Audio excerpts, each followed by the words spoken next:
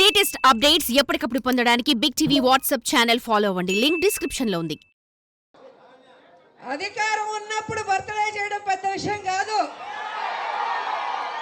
అధికారం లేనప్పుడు జగనన్న బర్త్డే ఇంత ఘనంగా చేస్తున్నందుకు దానికి మద్దతుగా ఇక్కడికి వచ్చిన మీ అందరూ నిజమైన జగనన్న అభిమానులు, సైనికులు అని కూడా ఈ సందర్భంగా తెలియజేసుకుంటున్నాను.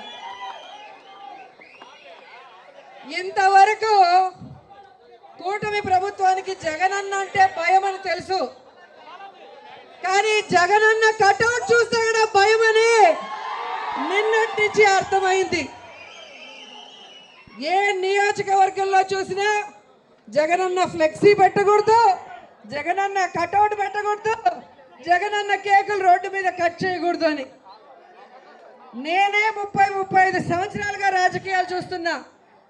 ఏ పార్టీ నాయకుడు పుట్టినరోజైనా అందరూ కూడా మెయిన్ రోడ్లో పెట్టుకొని ఏ విధంగా వాళ్ళ చేతనైనంత వాళ్ళు చేసుకుంటారో మనం చూసాం.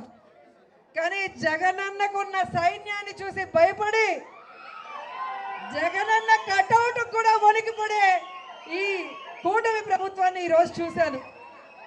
నిన్నటి నుంచి బెదిరించడాలు, భయపెట్టడాలు, పోలీసులను పెట్టి ఫ్లెక్సీలు చించేయడం చూస్తుంటే ఈ కూటమి ప్రభుత్వాన్ని చూసి నాకు జాలేస్తోందని కూడా ఈ సందర్భంగా తెలియజేస్తుంది.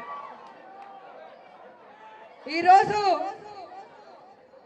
ఆ కూటమి ప్రభుత్వానికి తెలియజేసేది ఒక్కటే, పోయిన ఎలక్షన్లో మీరు కాళ్ళు చేతులు పట్టుకోవడమే కాకుండా, అబద్ధాలు చెప్పడమే కాకుండా ఈవీఎంని మేనేజ్ చేసుకున్నారు కాబట్టి అధికారంలోకి వచ్చారు, కానీ ప్రజల అభిమానంతో కాదు అన్న విషయం మీ అందరూ కూడా గమనించాలి. ఎందుకంటే మీరు తిరుపతిలో చూశారు, తిరుపతిలో కూటమి ప్రభుత్వానికి డిపాజిట్లు రావు అన్న విషయం అందరికీ తెలుసు. మన అభినయ్ రెడ్డి చేసిన అభివృద్ధి ప్రతి ఒక్కరికి కళ్ళకి కనిపిస్తోంది.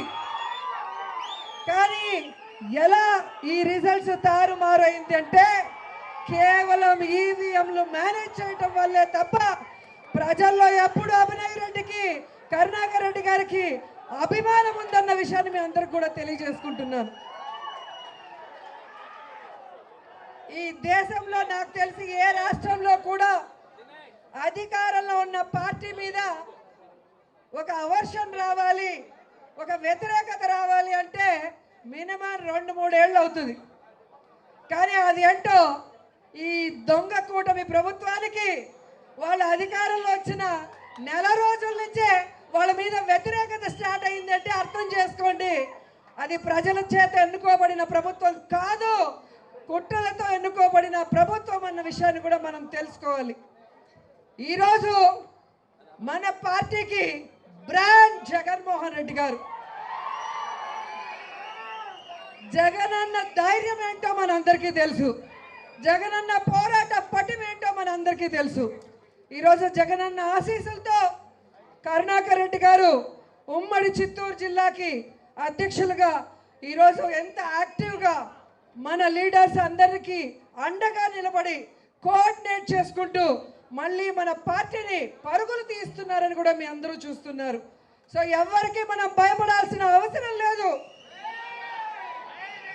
జనాలకి తోడుగా, జగనన్నకి అండగా ప్రతి జిల్లాలో కూడా మనం అందరం కూడా ప్రజల పక్షాన పోరాటాలు చేస్తూ మళ్ళీ వైఎస్ఆర్ కాంగ్రెస్ పార్టీని అధికారంలోకి తీసుకురావాలి, జగనన్నని ముఖ్యమంత్రిగా చేసుకోవాలి అని ఈరోజు జగనన్న పుట్టినరోజు సందర్భంగా మనం అందరం ప్రమాణం చేసి ఆ విధంగా ముందుకు వెళ్ళాలని కూడా మీ అందరినీ కోరుకుంటున్నారు. అండ్ రాబోయే కాలంలో మన అభినయ్ రెడ్డి గారిని తిరుగులేని మెజారిటీతో గెలిపించుకొని మళ్ళీ తిరుపతిని అభివృద్ధి వైపుకు పరుగులు తీయించాలని కూడా ఈ సందర్భంగా తెలియజేసుకుంటూ ఈరోజు కూటమి ప్రభుత్వానికి ఒక్కడే చెప్తున్నాం, మీరు మా కార్యకర్తల్ని, నాయకుల్ని బెదిరించాలనుకున్నా, వాళ్ళ ఆస్తుల్ని విధ్వంసం చేయాలనుకున్నా మిమ్మల్ని వదిలిపెట్టేది లేదు. రాబోయేది జగనన్న ప్రభుత్వం.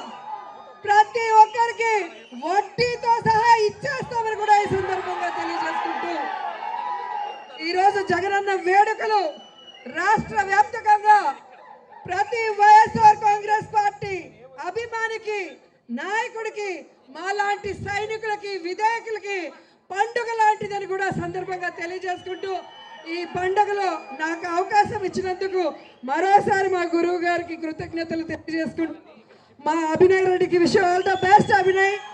రాబోయే కాలంలో 70,000 మెజారిటీతో ఇదే తిరుపతిలో నువ్వు గెలవాలని మనస్ఫూర్తిగా వెంకటేశ్వర స్వామిని కోరుకుంటూ సెలవు తీసుకుంటున్నాను. జై జగన్, జై జై జగన్.